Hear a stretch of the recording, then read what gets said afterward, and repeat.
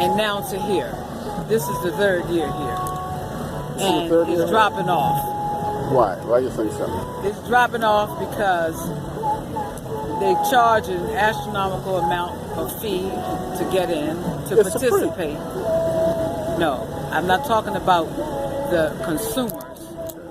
I'm talking about the merchants. The vendors. And so the merchants have to raise their prices, which the consumers end up not being able to afford. I see, yeah. And so as a result, a lot of vendors that would normally be here are not here anymore. So you've got space in betwixt and between, and then they filter it in with commercial. What is it, nonprofit? You know, and you got a handful of good artists, and the other people just trying to make a dollar, and they don't make their money, so they don't come back. And so it gets less and less every year. And the people who are organizing are not organizing properly so that it's a smooth transition. I spent 2 hours a day to get in here. I did come late, it's true, but I spent a couple hours trying to park in that parking lot down there, of which I was there yesterday, so that I could lessen the length of miles to walk to get in? To get to when I go to put my stuff back, when I have to get my vehicle. So it's very inconvenient at times, and it's not just me that went through that, a lot of other people went through it as well. That's the only downfall that I had, because I'm afraid that it's going to run itself into the ground and we will not have this festival, just like all the other festivals that we've had are no longer here. You know, like well, I think you made a very valid point there. Yeah, but here's the deal. This is my birth song right now. Wait a minute. Can you excuse me for a minute? Hi, how are you? How you doing? Good. Okay. So, let me know if you have any questions, okay? Thank you. So what I see is the lack of planning, the lack of organization, and the waste of taxpayer dollars. Because if you only got a handful of vendors, and you got a whole bunch of people coming in, and you're getting $5 a person on the parking lot. I only had those two on that foot right there. And you only got a handful of vendors, but you have the fire department, the police department, you have like major amounts of staff who are riding around, who are not volunteers, they're getting paid. All that money is a waste. And we got schools that are unfit for the children in the city. It's not a balance on what they're doing. They're wasting money on stuff that it could be better at. Rather than promoting the vendors. And rather than promoting the people and the vendors are the people. Right. The vendors are the ones that is responsible for this. Why the people come. Right. But you rather, do what you're doing and then end up getting $5 per person when they come in and for parking.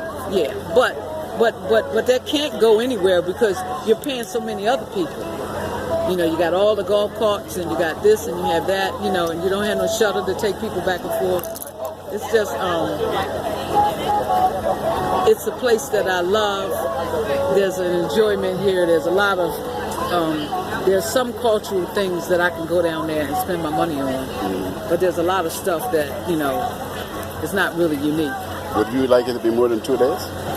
I would like for it to be 3 days, like it always had been. Yeah. 3 days, that way you have an opportunity to try to make some of your money back. Right. What do you pay for a booth like this? And then you could, you recoup your costs. You could recoup your cost, not only recoup your costs, but if you just drop it just a little bit, then people, this whole thing should be full. When we first had this over at the stadium, it was so many people that the tents were almost like clothespin together all the way around the whole perimeter. Right. You know, you didn't. It wasn't like 10 vendors and 50 food vendors. Okay. Right. And the other, to fill in the gap, you fill in with nonprofits. Mm-hmm. You know, that's not what we are. We're culture. This town is what, 80% African Americans. You know, do us right and give us something to do, and you won't have so much stuff going on. How much do that they charge shouldn't be for going on. a book like this? Well, you know, it can be expensive. No, you don't want to tell me. No. Okay. All right. That's, You know, I don't want to get into the numbers. I'm just talking about the numbers may not always be. I mean, they may be the numbers that maybe you can make a few dollars off of, but some of the numbers are a little more numbers than bringing in the amount of people that you need to bring in. And I think we need to look for artists in other places like New York and Philadelphia, you know, and things so they can bring in some unique items instead of seeing the same thing every year. But we do have a handful that's down at the bottom on the right-hand side near the stage. They have phenomenal stuff down there. You know, but some of the thank you. But some of the stuff is like the guy in the drive. Some of the stuff is you know, it's good. You see it all the time. It's good. well, it was a pleasure talking to you. It was a pleasure talking to you. Uh-huh. You have my card. So are you working with the city? No. No. I'm an independent writer. Okay. And so you gonna write? I write about what's happening in the culture, and the culture, like you say, is 60 to 80% African American. Yes. And so I try to promote the culture That's good. on my page. Okay. So I just don't go for the glitz. Right. I go for the heart. Yeah. And you apparently represent the heart. I've been doing it for a long time. I've been out here. You know, I've been in their papers.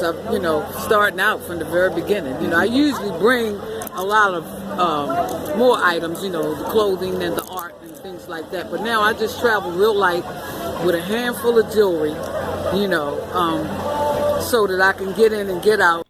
This is Oswald S. Copeland. Thank you for your attention.